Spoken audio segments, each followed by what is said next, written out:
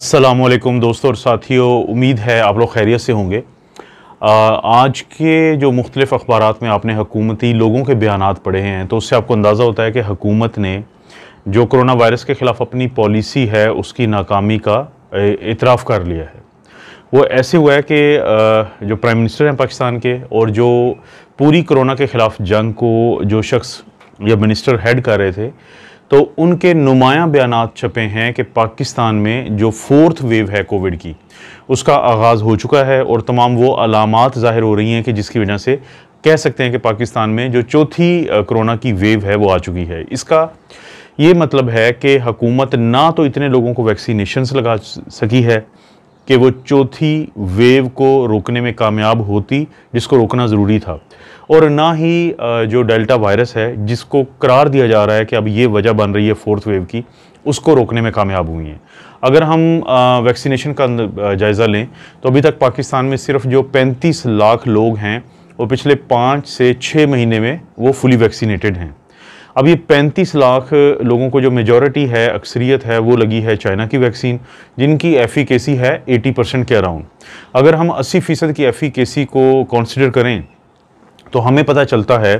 कि तकरीबन कोई पाकिस्तान में 23-24 लाख लोग ऐसे हैं जो किसी हद तक पुराने वायरस से महफूज होंगे। मैं अभी नई स्ट्रेन की बात नहीं कर रहा हूँ।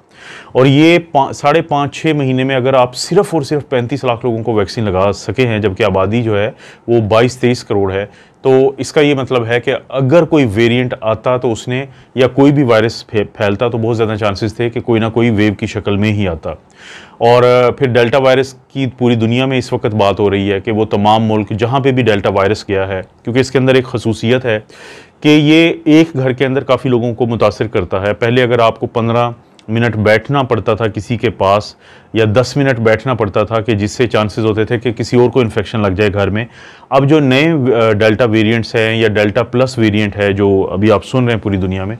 तो उसमें ये टाइम ड्यूरेशन सिर्फ 5 मिनट है, ये कोई 7 मिनट है, ये 3 मिनट है। उसकी वजह ये होती है कि ये जो वेरिएंट्स हैं ये बहुत ज़्यादा तादाद में किसी भी शख्स के नाक या गले में मौजूद होते हैं, और उसके बाद जब वो खांसी करता है या वो फ़र्ज़ करें छींक मारता है तो बहुत ज़्यादा चांसेस होते हैं कि ज़्यादा तादाद में ये उस शख्स से बाहर निकल के किसी दूसरे साथ वाले शख्स को मुतासिर कर सकते हैं। क्योंकि डेल्टा पे मैंने बात की थी कल, जिसको अब कहा जा रहा है कि ये हो सकता है कि ये जो 4th वेव स्टार्ट हो चुकी है, और इसकी वजह इसको इसलिए 4th वेव का कहा जा रहा है कि क्योंकि पाकिस्तान में गुज़िश्ता 2 दिन में केसेस बढ़ने की तरफ जा रहे हैं। लेकिन ये बात को सिर्फ़ और सिर्फ हुकूमत की नाकामी के तौर पे देखा जा सकता है। देखिए, इंग्लैंड का टारगेट ये था कि वो नेक्स्ट वेव को रोकेगी,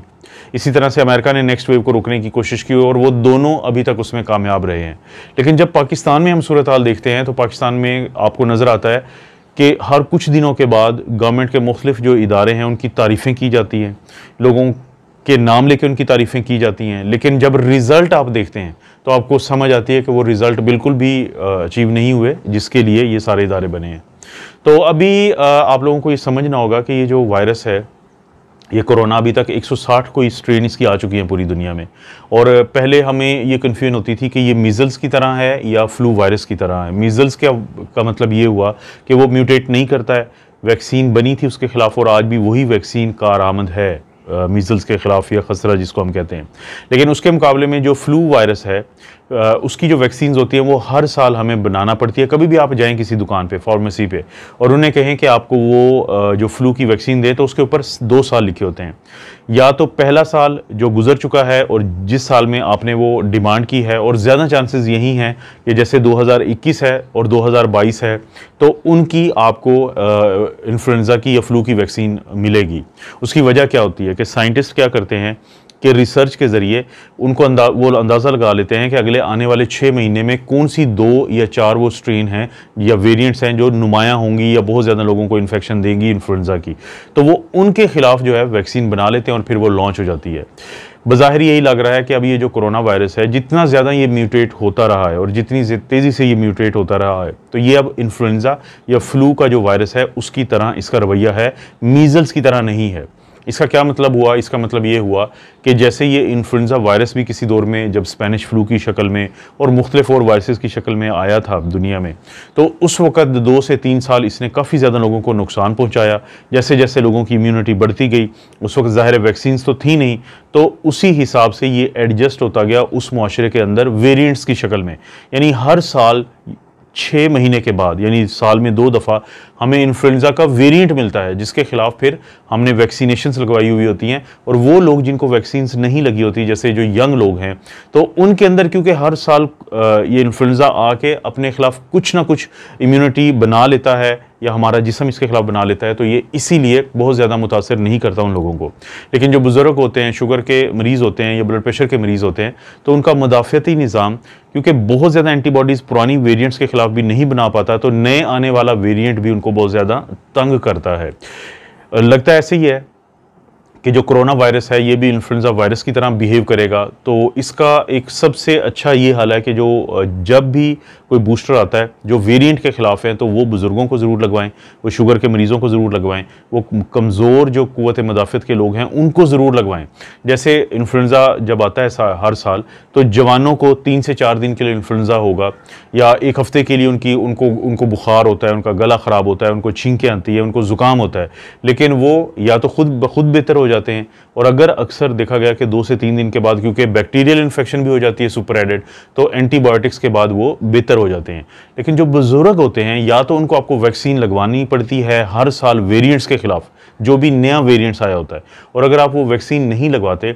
तो इस बात के चांसेस होते हैं कि खुदा न खास्ता जब उनको इन्फ्लुएंजा होगा तो उसके बाद उनको हो सकता है कि नमूनिया हो जाए, और नमूनिया होने के बाद ये पहले भी हमारे पास हॉस्पिटल्स में आते थे बुज़ुर्ग, इनको आईसीयूज़ में एडमिट किया जाता था। और मैं अक्सर लोगों को एक मिसाल देता था कि जब भी आप देखते हैं आईसीयूज़ में इस सीज़न में कि जब भी वायरस का कोई वेरिएंट आता है इन्फ्लुएंजा का, तो आपको जवान नज़र नहीं आते। जवानों से हमारा ओपीडी इमरजेंसी भरा होता है कि वो आएंगे, वो आपको चेक करवाएंगे, उनको हाई ग्रेड फीवर है, आप उनको दवाई लिख के देंगे, वो घरों में जाके दवाई लेंगे, 3 से 4 दिन या 1 हफ्ते के लिए रेस्ट करेंगे, दवाई खाएंगे, तो वो सेहतयाब हो जाएंगे। लेकिन जो बुजुर्ग होते थे उनकी एक बड़ी तादाद जो है इससे पहले भी आईसीयूज़ में दाखिल होती थी, और उनका बड़ा ज़्यादा इलाज करना पड़ता था, बड़ा एक्सटेंसिव इलाज करना पड़ता था, जिसमें आईवी एंटीबायोटिक्स होती थी, बाकी चीज़ें भी होती थी। ज़ाहिर है अगर एक नमूनिया है, वायरल इन्फेक्शन है, तो एंटीबायोटिक्स डायरेक्टली उसके लिए नहीं दी जाती, बल्कि जो सुपर एडेड बैक्टीरियल इन्फेक्शन होती है उसके लिए दी जाती हैं। तो बज़ाहिर अब यही लग रहा है कि जितने ज़्यादा वेरिएंट्स आ रहे हैं इस कोरोना वायरस के भी, तो ये इन्फ्लुएंजा के वायरस की तरह ही बिहेव कर रहा है। ये हर 6 महीने बाद, साल बाद इसका वेरिएंट आएगा। जिन लोगों में इम्यूनिटी होगी उनको बहुत ज़्यादा मुतासर नहीं करेगा, और जिनमें इम्यूनिटी नहीं होगी उनके लिए ये प्रॉब्लम ज़्यादा बनाएगा। इसका हल यही है जो बार बार पहले भी मैं आप लोगों से रिक्वेस्ट करता हूँ कि वैक्सीनेशन एक हल है, लेकिन आपका कुदरती सेहत याब होना भी उतना ही बड़ा हल है जितना बड़ा वैक्सीन हल है। और कोशिश यही होनी चाहिए कि जो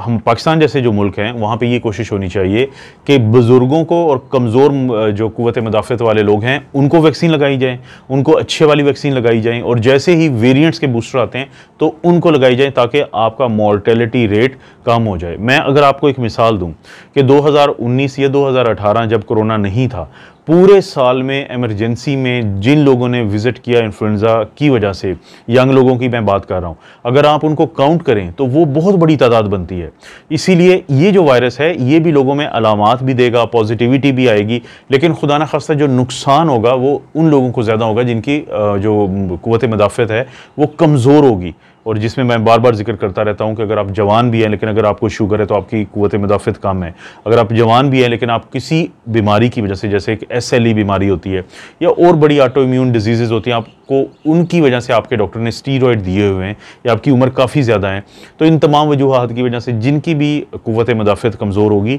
तो उनके लिए ये वायरस प्रॉब्लम करेगा। यानी इस वीडियो का बताने का मकसद ये है कि आप लोगों को घबराना नहीं चाहिए, बल्कि अपनी जो चॉइसेस हैं, अपनी जो सिलेक्शन है वो सीधी रखनी चाहिए कि आपके घर में अगर जो बुज़ुर्ग हैं आपने सबसे पहले उनको महफूज करना है। उनके लिए आपने वैक्सीन्स लाजमी लगवानी है, चाहे वो पुराने वेरिएंट्स के ख़िलाफ़ हो, लेकिन बहुत शदीद ज़रूरत है कि नए वेरिएंट्स के ख़िलाफ़ जो है बिल्कुल उसी लाइन पे अब वैक्सीन्स बनाई जाए जैसे इन्फ्लुएंजा के लाइन पे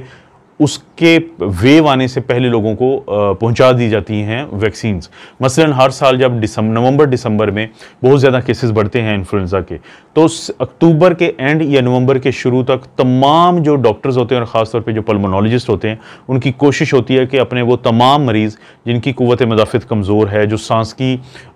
मुख्तलिफ़ बीमारियों का शिकार हैं, जिसमें कि एस्थमा है, जिसमें COPD है जो सांस की एक दायमी मर्ज़ होती है, या बाकी भी जो प्रॉब्लम्स का शिकार हैं, तो उनको वो अपने प्रिस्क्रिप्शन पेपर पे बाकायदा लिखते हैं कि आप इन्फ्लुएंज़ा की इस साल की जो वैक्सीन है वो नवंबर से पहले लाजमी लगवा लें, ताकि जब वेव आए तो आप इम्यून हो, आपको अगर अलामात आएँ भी तो उसकी बहुत ज़्यादा शिद्दत ना हो। तो कोरोना वायरस जो है is behaving more like an influenza virus. ये फ्लू का जो वायरस हर साल आता है, ये उसकी तरह बिहेव कर रहा है, ये उसी की तरह ये म्यूटेशंस इसमें आ रही हैं, ये उसी की तरह अपना जो वेरिएंट्स है वो बनाता है हर साल।